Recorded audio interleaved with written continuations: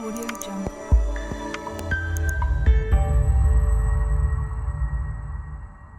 Hey guys, how you doing today? My name is Daniel and welcome to another video. Today is gonna be another analysis. This format of analysis is, in my opinion, the most interesting one in this investing sector, so that's why I'm doing it.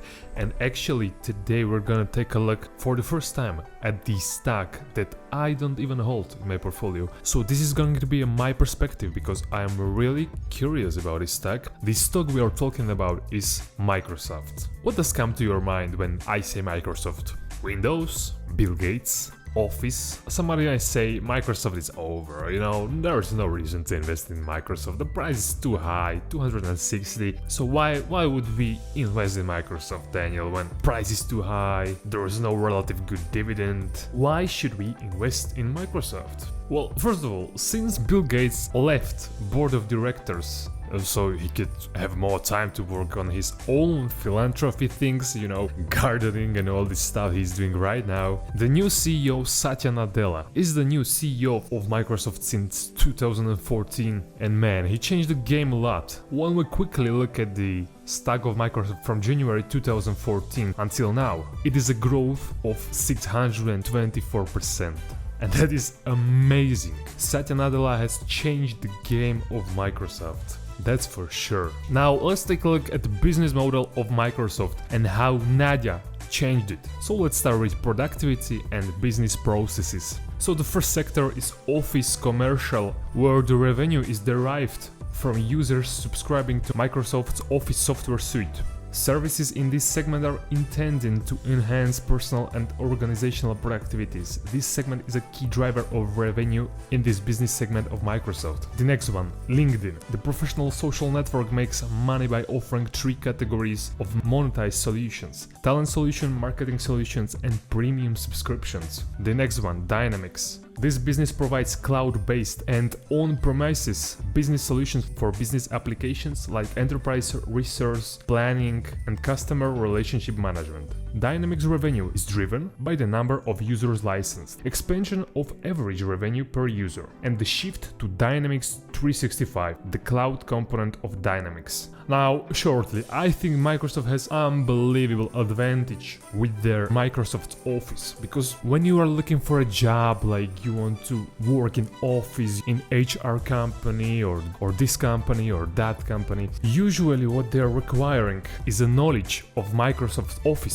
softwares such as Word, Excel, PowerPoint, etc. The next one was the LinkedIn. I am using LinkedIn, and many people around the world, millions, I think there was a number around 70 million and plus, who are either employees or employee. So those are the people with money, and they are looking for businesses and they pay. And I don't know if you have been on LinkedIn or if you are on LinkedIn, but LinkedIn is expensive. I am there and I think I'm paying the second, like there are 3 subscriptions and I'm paying the second one, and that costs like 70 euros per month. And the best one is like 100 something euros, guys. Okay, so the next sector Microsoft operates in is intelligent cloud. Server products and cloud services. Microsoft Server software provides integrated server infrastructure and middleware designed to support software apps built on Windows. Server products include Microsoft's SQL Server and Windows Server. Server products revenue is driven through volume, licensing programs, licenses sold to original equipment manufacturers, and retail packaged products. Microsoft also provides a comprehensive set of cloud services through Microsoft Azure. This is in line with the secular growth of cloud compounding as opposed to managing on-premises hardware and software. Azure makes money through users subscribing to its service. Enterprise services like Microsoft Consulting Services are project-based engagements to help customers plan and implement Microsoft products so they can reap as much value from Microsoft's product as possible. Also, we cannot forget on Windows. The operating system is still the most used desktop operating system in the world. Then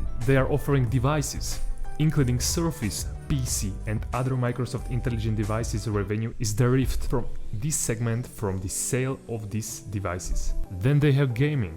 Microsoft generates gaming revenue from the sale of Xbox consoles and games. And also they got a searching engine, Bing, who generates its revenue by advertising. So as you can see, Microsoft is operating in many sectors, and literally Microsoft is competing with many companies around the world. What I also like about Nadia and Microsoft, that he took this different approach with investments. In the last September, Microsoft bought ZeniMax Media and its game publisher Bethesda Softworks for $7.5 billion.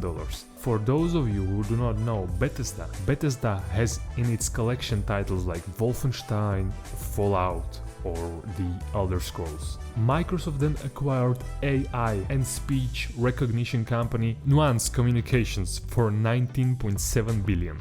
This is the company that did help build Apple's Siri. And that's not all, guys. They are in talks with Discord, Smartsheet, Twilio, MongoDB, Algorithmia, OctoML, Airspace Systems, Relay, and many more. I saw an article recently and they were talking there about 22 companies that Microsoft wants to buy as an investment, which for us as an investors, this is amazing because, you know, like Google bought YouTube. Okay, Amazon bought Twitch, and they are not changing it. YouTube remains the same, you know, Twitch remains the same, and they are not doing huge changes there. So the core business stays the same as it was before, so it will do as good as before.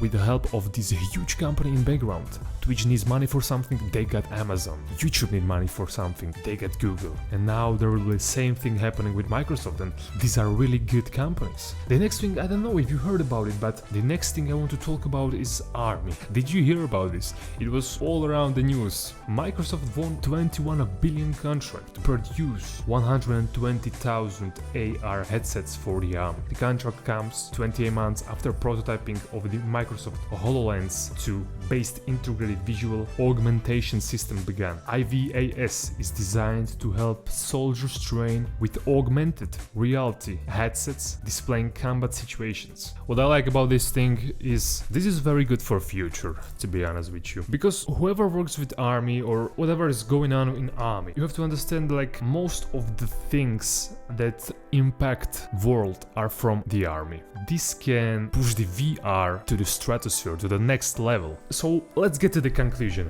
Will I buy Microsoft and should you buy Microsoft? So if we compare Microsoft's PE ratio, which is 38 now, with the average PE ratio of the whole technology sector, we can see that software has a PE ratio 43 in average and hardware in 33. And Microsoft is a mix between these two. So I would say the PE ratio isn't that bad at all. Look at its growth stock, and for example, if you compare it with Tesla's PE ratio, 1160 PE ratio, bro, like you have to laugh, you have to be kidding me. Like another thing that will happen on April 27th, Microsoft will announce their earnings report. So look, the best Office program, still the most used operating system, their massive investments, they're leading in the cloud market, and their newest Army contract, which will definitely help its VR technology, plus a company that has been profitable in many years straight. They have been beating their earnings per share